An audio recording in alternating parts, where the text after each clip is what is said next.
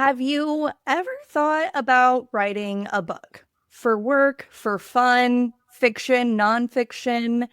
Because in this episode, I want you to set all of your doubts, your it couldn't be me aside, and give yourself permission to dream and to really spend this next moment thinking about what if you did write a book. Today, we're becoming obsessed with telling your story. And as today's guest says, you are a writer. Even if you can't spell and you suck at grammar, you have something important to say. I'm so excited to have today's guest on. Meet Shana Hartman, a former university English professor turned Embody Writing Coach.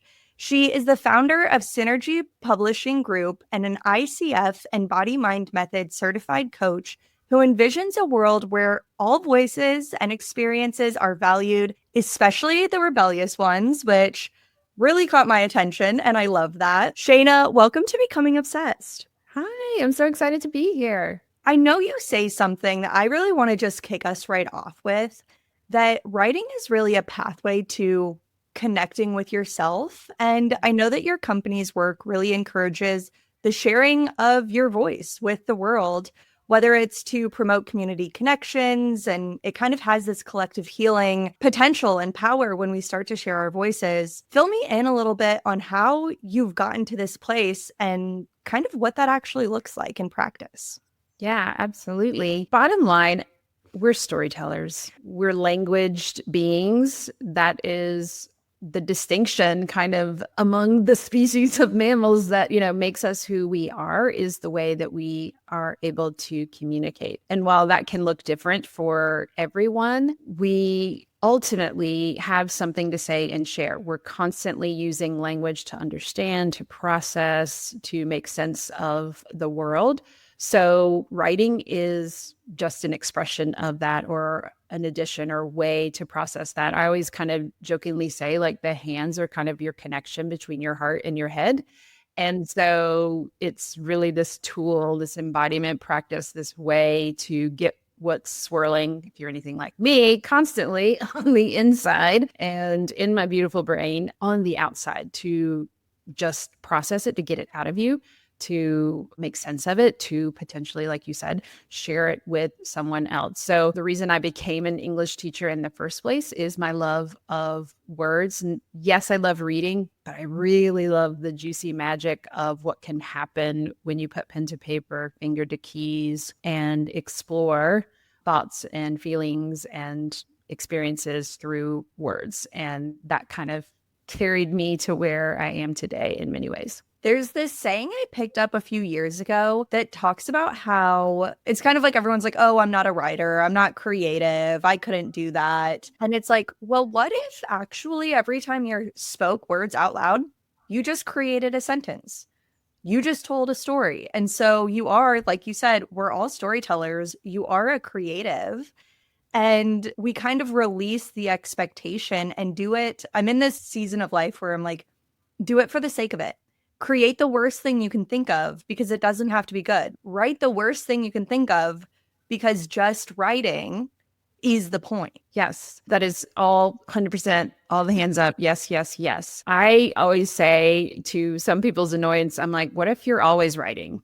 And they're like, what? What do you mean? Well, there's this big kind of broad brush generalization that we're becoming more illiterate. Nobody writes anymore. Nobody can spell, whatever. But actually, because of a lot of the technology, we actually write way more and have far more demand on us for writing than our just a generation or two, or especially three ago, were required to be able to do. So every little text message, every little email, every little thing that you're putting out into the world, or just for yourself, like, what if it all counts? Yeah. What if I'm just talking and speaking, and that is writing? So I think the idea of what counts and what gets to count as writing and what is creative, if you're making it and you didn't have it before, boom, you just created something. And a lot of that doubt and what is writing and what counts as writing, and especially good writing, for almost every one of us, it comes from how we were taught writing in school. And Part of what made me want to become an English teacher was, I won't say the English teacher's name, but I had two very pivotal teachers, and it wasn't because they were great. It was because I thought, hold on, wait a minute. Writing can't all be about just not making mistakes and doing it right, RIGHT. And I thought, man, I think I could do this way better. I think there's another way. And that was like my initial foray into this path of teaching writing in English and whatnot. And now carrying over some of those same elements to the aspiring writers and authors that I get to work with today. Well, I have to say, English teachers have a special place in my heart because my aunt was my high school English teacher. And so from before I even hit high school, everyone knew Miss Stastny. And then they knew the embarrassing stories about me when I entered high school, coaching so many people and just content creation. I'm like, tell me the most boring story you can. That's fine. Write me the actual most boring paragraph that you can imagine, please. Like if you think you're so boring or you can't write, then give me the worst you got and just start there.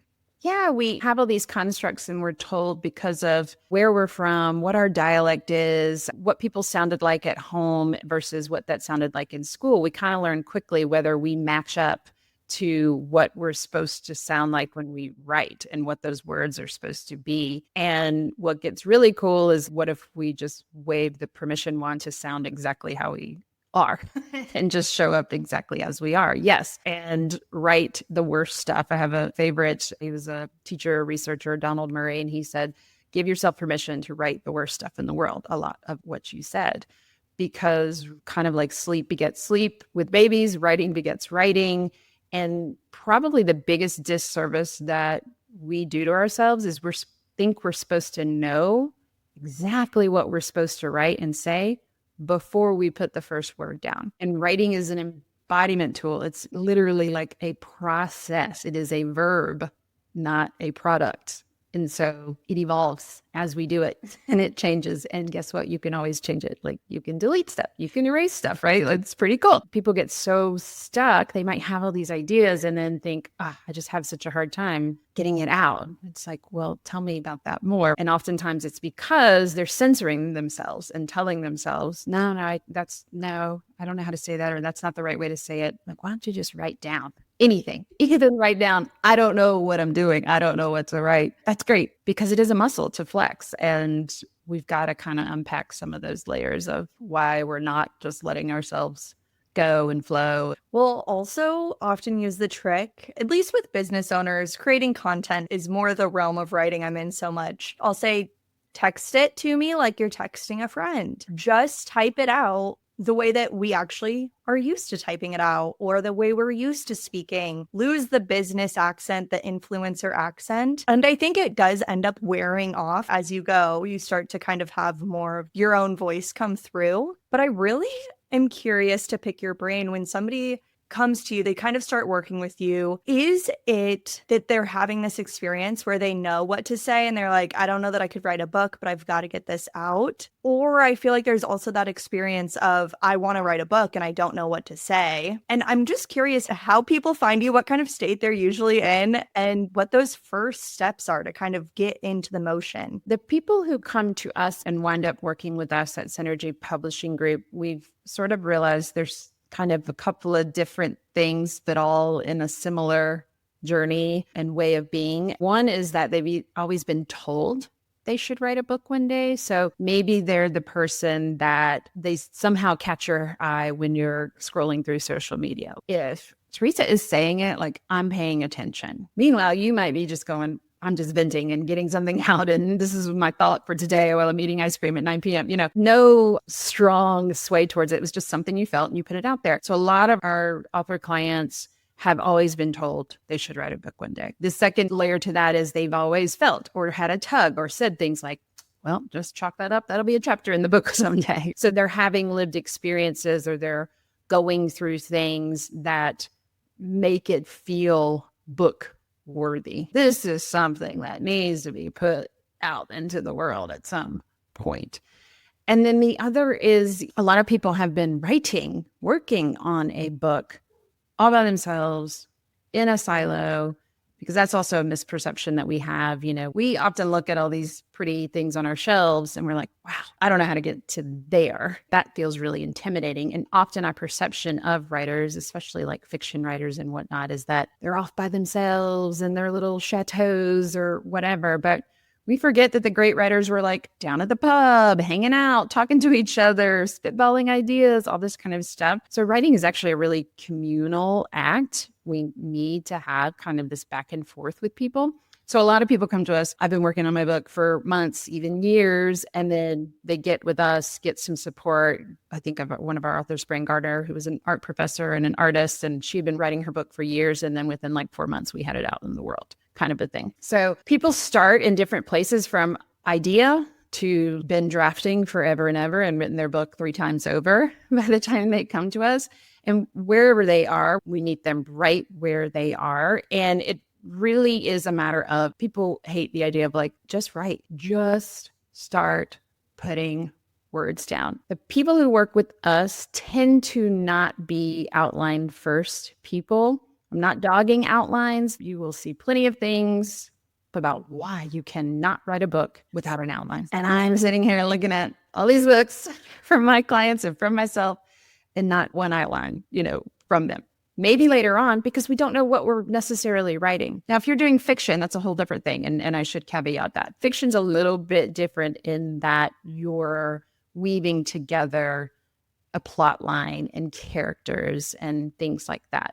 Most of the people who are coming to us, we do have some fiction writers, we have poetry writers, but a lot of them are nonfiction, personal growth, self-help, business strategy, this beautiful collage of kind of their own personal stories and the lessons from that and how that's supported different elements of either recovery or starting a business or relationships or whatever it may be. And outlines often keep us stuck. I've talked to many people who are like, yeah, when I get my outline, I'll come to you. Cool. How long have you been working on that? Oh, it's 3 years or so. I'm like, oh my God. It's like you can't figure out where you're going until you get there and you're one step away. It's like take one step at a time and let the path unfold. So the first is just flexing the writing muscle, just starting to put words down.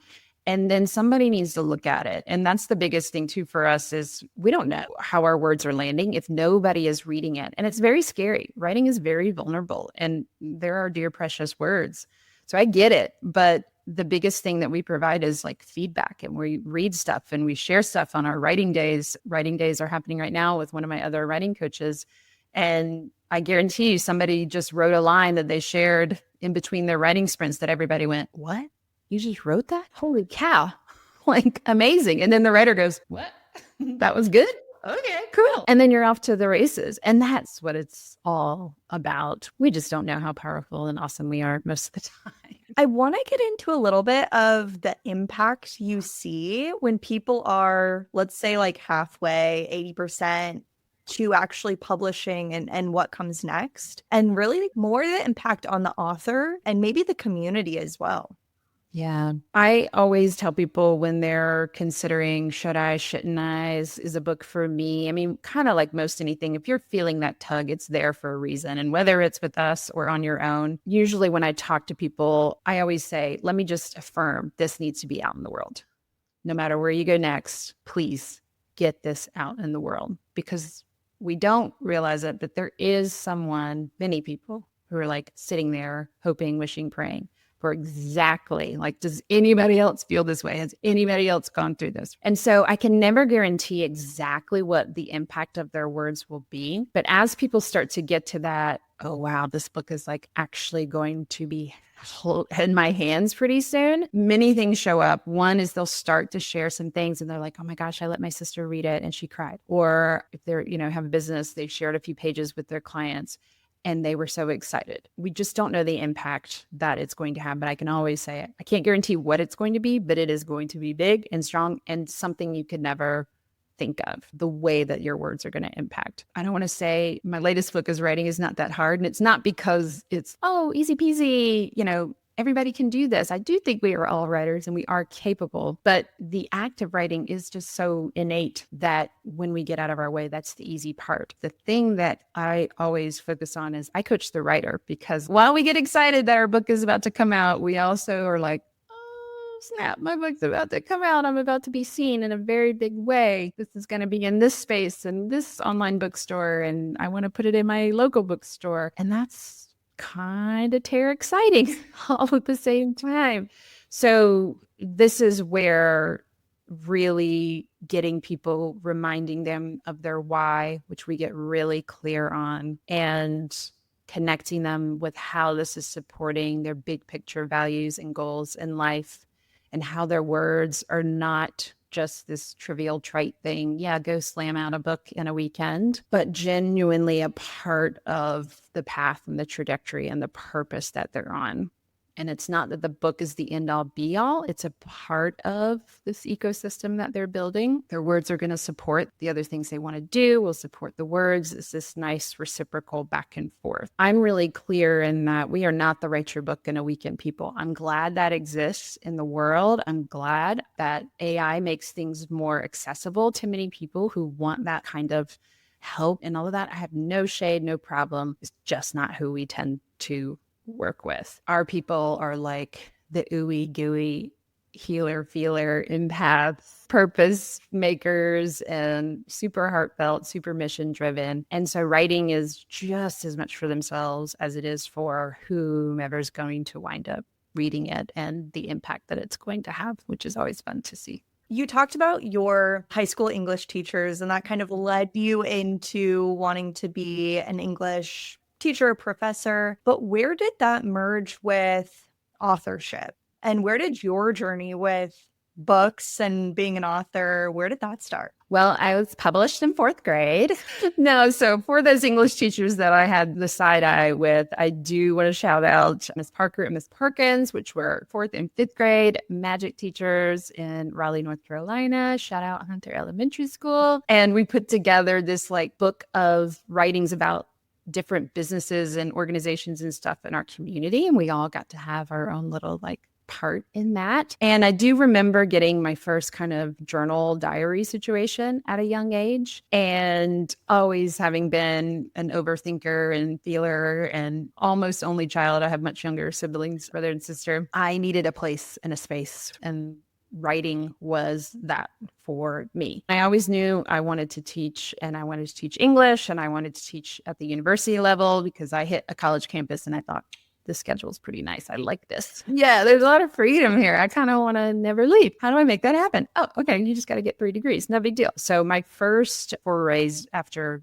my little childhood foray into publishing was in academia and academic publishing and writing about writing. And my dissertation was studying high school English teachers and how their beliefs about writing manifested kind of into their classroom teachings about writing. And that got really interesting, and just always been fascinated about like how we do take things from the inside and put them on the outside in words, and just always believed in the power and magic of writing. And we've all felt that gut punch when we read something and are like, dang, did they know? How did they know? I needed to hear that right now. So that's always been in the underpinning. And academic writing, obviously very different, and it can be very publish or perish. And moving forward, became a tenured professor and all of that. And slowly my soul was being sucked out of me because it just was another kind of institution that was not as freeing as I thought it would be. So I started to look for a way out of that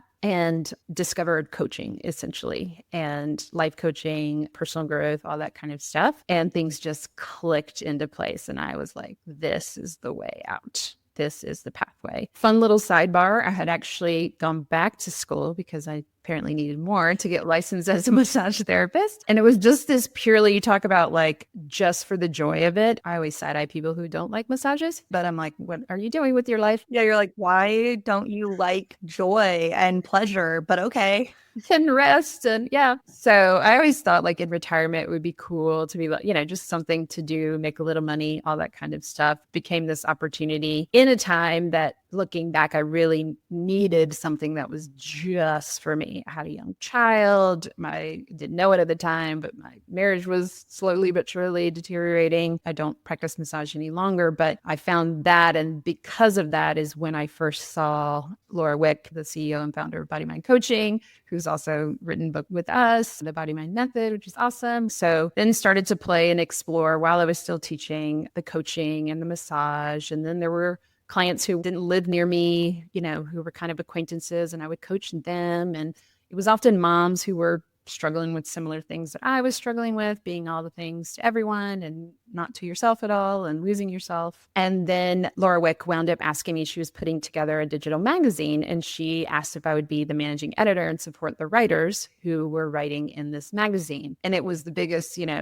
duh, conk on the head. Oh, I became a teacher because I love writing and I love talking about writing and I love helping people find their voice and share it in ways that feel really aligned. And I love coaching. And here we go. So that was 2021, and 30 plus whatever books later that have come out. Yeah, Synergy Publishing Group has grown and evolved. And the fun thing is to watch myself too, because my publishing and sharing slowed down because I was helping other people first. So I had to get myself right with that. And luckily a few books have come out since then from me. But yeah, that's kind of been the journey. And we're just continuing to grow and evolve and be really committed to not hustle and grind, but alignment and making a difference and supporting people and like being permission wands for their community. And yeah, just super exciting, big honor, and always just a joy to hold people's books in my hand that they often never thought could come to fruition. Well, and I know that you mentioned you have your next collaborative book that you're kind of gathering authors for, the Unveiling the Secrets series. I want to know more about this. I don't really know too much about it. And I was like, oh, this sounds really cool. Yeah. Well, the first book I ever published, I was a co-author with. It was a group of us teachers thinking out loud on paper. We talked about this tool that we used in the classroom called Daybooks. And I can see now, like, it's all the same ideas of like writing to write, letting your true self come forward, and letting it be messy by using these colored notebooks, those Mead composition notebooks that are like for elementary school. My college and graduate students love those because it just switched their brain into like, oh, I don't have to be perfect. I just get to play and explore and draw and glue things in and make a mess, and something comes out of that is shareable and worthy of putting it out there. And so a lot of my work in academia, whether it's conferences or whatever, there's always been a collaborative element to it. When I started to kind of develop the idea of Synergy Publishing Group and helping people essentially hybrid self-publish their books, the sense of some people, the idea of their own book, to go from not sure if I can write a book or I have an idea to write into their own book felt like a little bit of a big leap, a little too much. And so we're always in our writing days in communities, like we're just having conversations about life and coaching, things that are coming up. And so let's see, I think it was in 2023, we put together our first collaborative book called Capturing the In-Between, because we were all just like in this liminal space of in-between. A little messy middle. Yeah. And then it's like, oh, well, we're always in that. And so we kind of were all having these conversations, and we were like, what if we just put some pieces together around this and put it between two covers, and that's, a book. And so that was sort of the birth of how, and that helped a lot of people who wanted to write their own book have a place to start, realize they could do it, gain a little confidence, and oh, by the way, be published, and sell that book and do, with it what they want. And then the next one was Unveiling the Secrets. We had an idea from a friend. It's called the Encyclopedia of Life or something like that.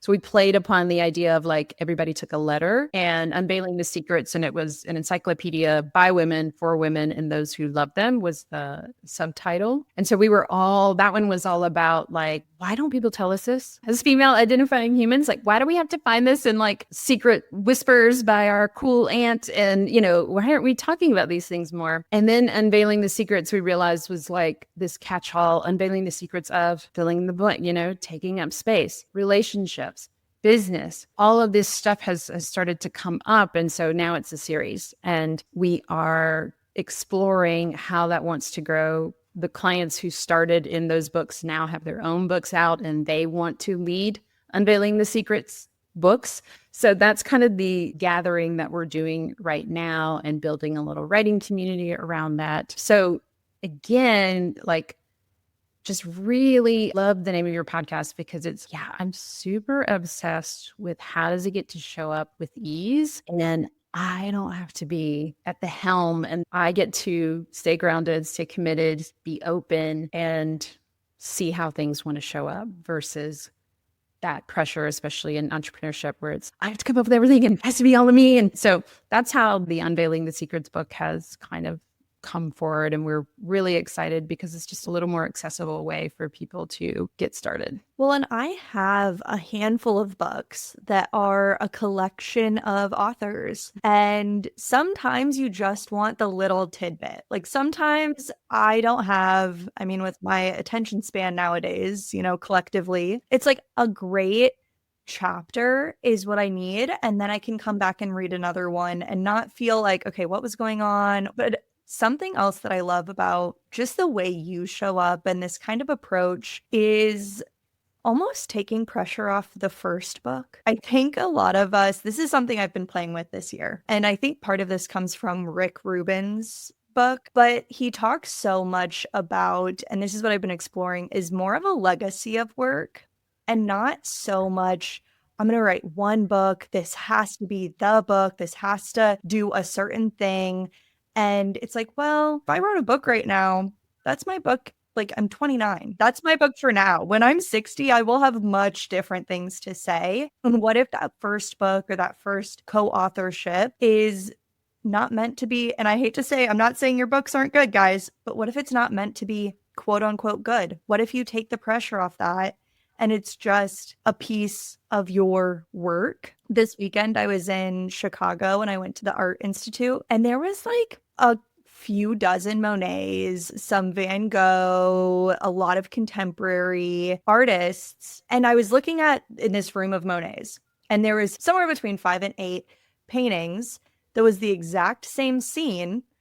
And it was just haystack in snow, haystack in sun, haystack in this season, 2 haystacks. And it's in a museum now. And we see it and we're like, that is a Monet. That is such a great piece of work. And he's like, dude, I was practicing.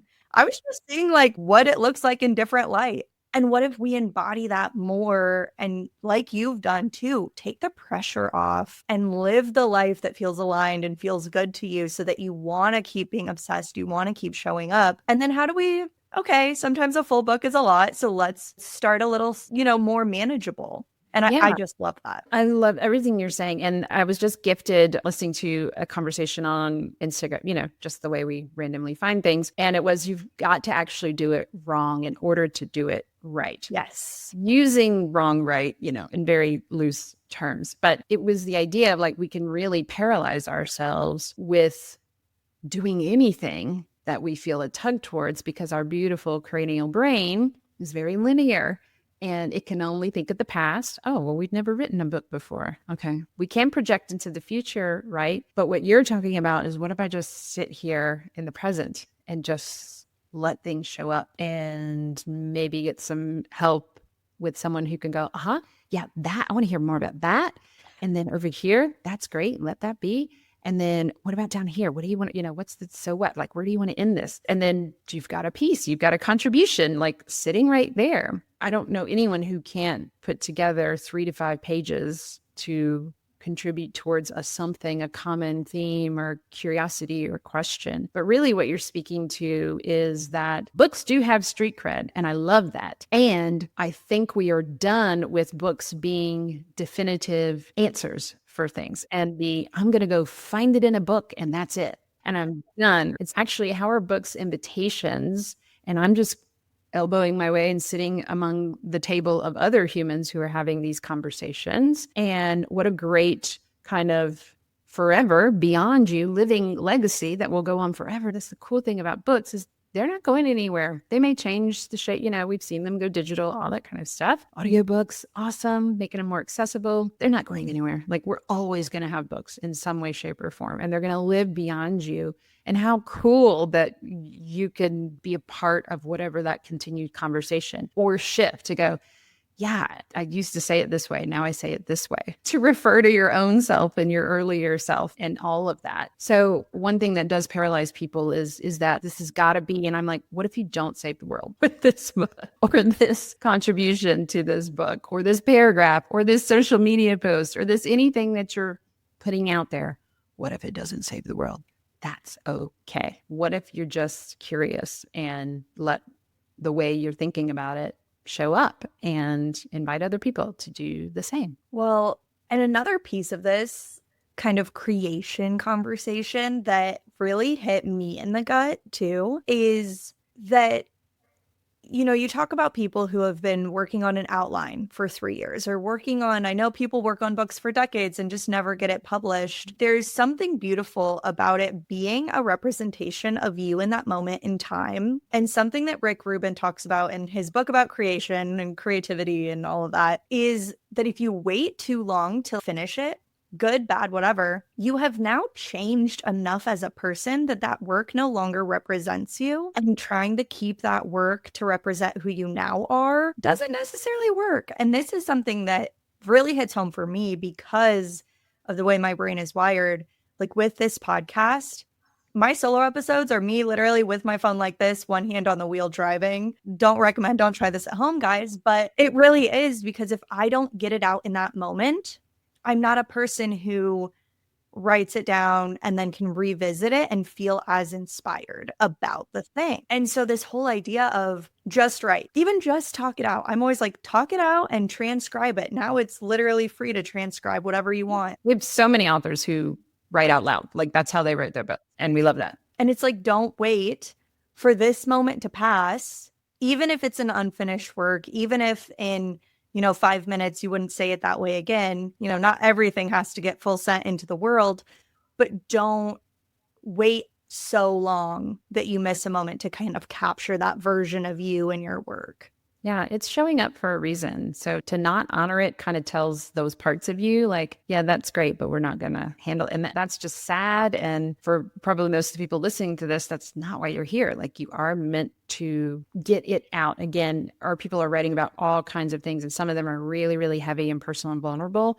So we get really clear too that just because you've written it down doesn't mean it needs to be shared. We don't even have to read it. But for you, yourself, that enactment of embodying it through words is going to be powerful. It's going to be supportive in some way, shape, or form, even if you don't know what it is or can't understand it now. So yeah, write something, write it often. Don't worry about what it is. Don't worry about what it sounds like. The way you say things, the way you write them are beautiful. All the rules are BS anyway. They don't even make sense. They come from different languages that aren't even English. Just what if we took a breath, put it all down, and just said what needed to be said, wrote what needed to be written in the moment, and trust that that's it. That's my job. Yeah, that is the next right step. That is enough. And then there'll be another moment and you'll take that one too. Absolutely. I love all that. I mean, there's some statistic out there. You'll see different numbers that like 80% of the population desire to write a book, and then only actually 2% do it. You hear a lot about discipline and you got to write every day and all this kind of stuff. And Cindy Urbanski, who's my partner in crime and our main writing coach, talks about writing around the edges. And, you're doing laundry and something shows up, grab that phone, do a little, okay, we use Voxer with our clients. And so just like you're talking about, they're on a drive and they're like, I don't know what this is, but amazingness comes out and we're like, okay, we will be transcribing that now and putting it in your Google Doc. Like we're there to be your writing partners to help you get it down and get it captured, writing around the edges. I mean, there's few people, that's the other misconception is I've got to stop life and go off and be this writer or do this thing. And it's just not true. Yeah, there's cool things. We have retreats and all that kind of stuff. And those are amazing. And people get a lot of writing done at them. And it's in the little nooks and crannies of life that these things get written and get completed and get out in the world. So I feel like I've got part of that down. I don't always do it, but often I'll make the note, I'll record the thing. And so when you were saying it, I was like, okay, what I'm really curious about is I have so much random shit that I'm like, this is great, but I have almost 100 podcasts recorded. Where do you start to actually process and put it into a form? put it into the unwritten outline. How does that look? Yeah, totally. You're making me think of Juliet Kuhn, who's a therapist here in the Charlotte area, and she wrote the book, Who You Calling Crazy? And she's all about destigmatizing therapy. And it started as, let's take all your podcasts, because she has a podcast, Who You Calling Crazy? Let's get them all. They were already transcribed. We dumped them all in. She thought that was going to be the book because she thought she couldn't just have her words. It needed to be these interviews and other people and all this kind of stuff. So we nodded along to that.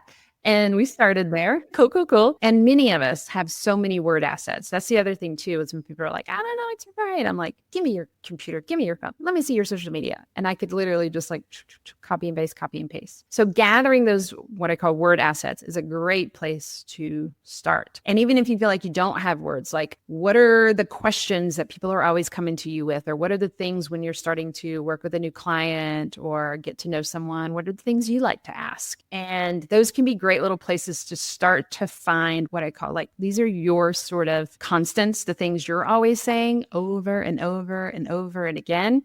If we went and listened back to this podcast, you've probably done it a couple of times. And then we could start to sort. So sometimes it's a matter of, yeah, those word assets do need to stay, and we can start to sort them into where they might want to go. So maybe episode 1 and episode 25 have some common thread that we want to put together. So we can start there. Then when you're kind of smashing and mashing stuff around, you'll read back through it. We'll read back through it together, and you'll feel the disconnect when there's a jump, when there's, you just, because you're talking, we often just stop in a thought and carry on with another. And when we're talking, we can do that when we're having conversation because we've got a live human connection.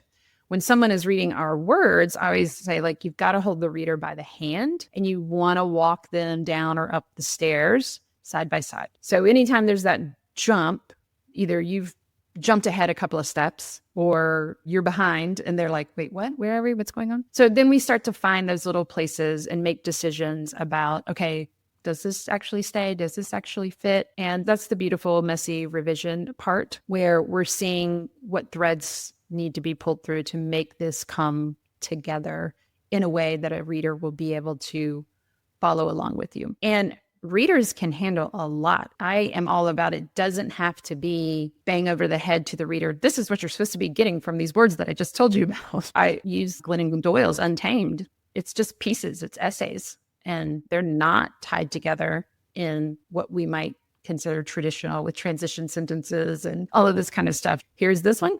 Now here's this one. Now here's this. There's common themes. There's things that you're pulling from it. So gathering your word assets, dumping them all together, really looking at it. Does any of this make sense? What am I noticing are kind of the common things? What are the things that I'm saying all the time over and over? When people are curious about what their book should be, it's often the thing, what are the things you're so sick of saying that you want to put in a book and pretend you never have to say them ever again? Now I can move on to the next thing. Now I've got this beautiful thing, this, talk about passive income. A book, technically, it can become passive income.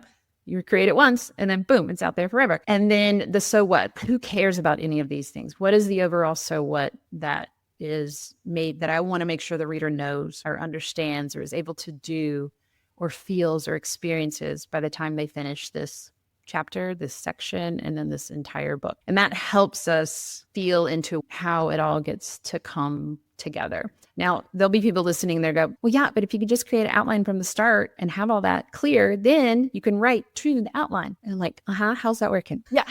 Like, so you've done it and you have a book now, right? Because that works so well. Yeah. Because usually you look at the outline and you're like, yes, I've got a plan. And then you go to start sorting your words into that. And something just, again, for the people that we tend to connect with, just doesn't quite work like that. We need a little more what for some feels like mess. The actual sharing of the journey and letting it evolve instead of, again, being so rigid in what you think it should be. And that's what I was saying with this podcast even is, maybe I should do a little more of this, guys. Don't hold me to never doing this. But if I have more of a plan and an outline, then I'll sit there and be like, well, in this moment, I don't really have thoughts on that. But if I get off this podcast and then I'm like, okay, now I'm thinking of things and I can't direct what I'm going to be inspired by, but I can capture that. And like you're saying, different people do it in different ways, But especially for me, I relate to that because I'm like, yeah, if you give me an outline, like I can do it when I've said it so many times. Like when I do a workshop, it's like, great, here's the very simple, like what you need to know. But yeah, sometimes there's magic in the edges of life that you don't expect. Well, and it also takes, if we're so, I need to plan it and then I need to execute the plan, make the plan, execute the plan, it actually eliminates the beautiful creation part, which is once the words start to come out, it develops its own life and it's reciprocal. And so it's this recursive back and forth. You're breathing into it. I mean, we're doing it right now live. We're breathing into this conversation and each other in this space, in this context, this time period, all of that stuff. And then as we're doing that, new things are showing up that we could not have anticipated that we were going to say, talk about, et cetera, et cetera. So that's where like the over planning, the outlining. And this does not mean that we don't have structure or organization or anything like that. That's where sometimes people get confused. It's like, no, these books are organized. They're structured. They've got a pathway and a direction and clarity and all of that kind of stuff. It's just how we get there and what feels most aligned for me. It's not the process that I teach anybody to do. I'm trying to help you find your process to get things out and create so that you can go rinse and repeat and do that over and over again. And by the way, it changes. It's going to change. What worked for you last book, you might need to do something different next time. So that piece of letting what wants to show up, we've got to make space for that and be open to that, because that's where the unexpected gets to happen. And we go, I didn't know that's what this book wanted to be. And here we are. And that's really cool. Well, and if we know anything about humans, it's that we don't really know ourselves very much. And it's exciting to let those things kind of show up too. It can be uncomfortable, but very exciting all at the same time. Well, I have a few last questions. Yeah. And it's funny because I'm like, oh, the perfect question is, what books are you obsessed with? But then I come back and I'm like, do you read outside of working hours? You spend so much time in authorship and books and publishing. Do you do that in your free time too? Or how do you like to spend your free time? Yeah. So I will say what I want to read has shifted since a lot of what I read up until kind of starting Synergy Publishing Group. A lot of what I was drawn to was nonfiction, personal growth, self-help, all that kind of stuff. Now, because most of our clients write that, I love to go into fantasy, not here, snutty fairy-ness, all the good things. So I started the Throne of Glass series, so a little obsessed with that. And I think I've caught it in my local libraries where like people are kind of like behind that series. So I'm now getting things quicker. So I'm like, oh yes, this is perfect timing, because it's the worst when you get into a series and then you got to wait a bajillion years for the next whatever. And I'm also what I'm obsessed with is I'll toggle easily. I'm a person that can have 3 books, 4 books going at the same time. 1 or 2 might be an audiobook. 1 might be on my Kindle. 1 might be paperback, print in my hand. And I'm pretty obsessed in general right now with doing what I want to do when I want to do it. Yes, I'm here for all of that. Books are a part of that. Yes. Are there other things that you kind of are doing when it comes to play and rest and taking care of yourself as you are also an entrepreneur and running a company? Yeah. So I dance. I do ballroom and Latin dancing. If you go and follow my social media, you will, for better or worse, see me sharing about that. Yeah, that was a gift to myself post-divorce about 2 years ago. I'd always wanted to do it. I'm like the first person on the dance floor, all that kind of stuff. Music's going, shaking my butt. But I'd never done ballroom or anything like that. And then a little girl did like ballet, jazz, that sort of stuff. I was the easiest sell. Luckily, my partner that I got paired with initially, shout out to Jake Davies, Midtown Ballroom in Charlotte. He's amazing. And also, I'm a pretty tall human. He's one of the only, and ballroom people tend to be tiny humans in general, especially Latin and rhythm dancers. So he was taller than me and I was like, this is amazing. And it's just been so fun. I get to learn all kinds of new things. And I've even done dance competitions and locally, and was in Italy last year doing one. So that is the super playful, super joyful, just because, and lots of fun things. Of course, when we do those things, like lots of fun things emerge because of that, which is great. Well, now I have to ask, what were you most obsessed with in Italy when you went? I'm going to Italy for a month in the fall. I would like to be in your suitcase, please. Okay, I was obsessed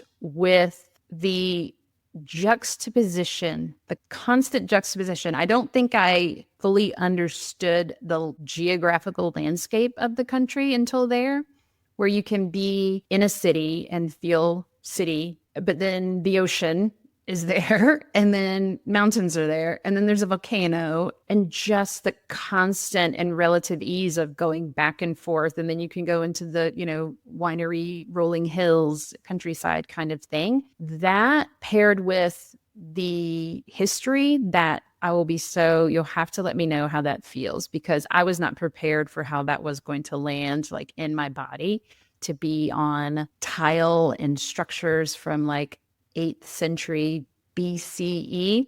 I still can't, I couldn't wrap my brain around it. Or to be in a Duomo, a church, knowing when it was constructed, and just thinking of, I had moments of like, so what did the people who were like looking for bread think about this showing up? Because the opulence game is strong. Like the Vatican City. And you're just like, okay, so this is where everybody's tithe money is gone for centuries. Yes. Like, you want to talk about dudes making sure their dudeness was prominent and displayed, and like, talk about the patriarchy. Yes. Yes. Yeah. Yes.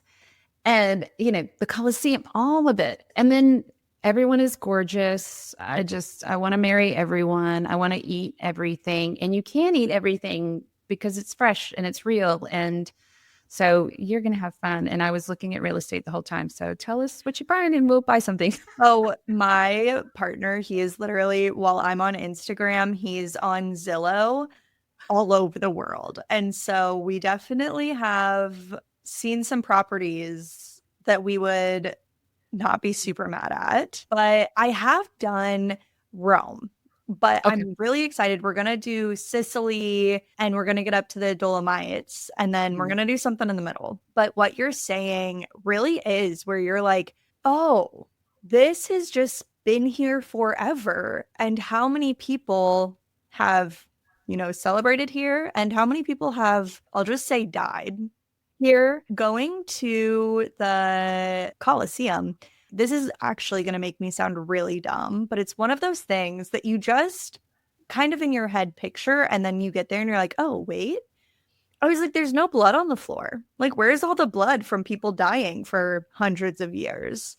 And it was just like, there's no blood. I hear myself say it. I know how it sounds, but it was one of those things where you just picture these big battles, and then you get there and you're like, okay, so I can just walk here and take a photo, and that's what this is now. Yes. And then to understand why the battles and the day of debaucheries were happening and what that was doing, just the historical context of how this kept people entertained and tamed by showing these fights to the death.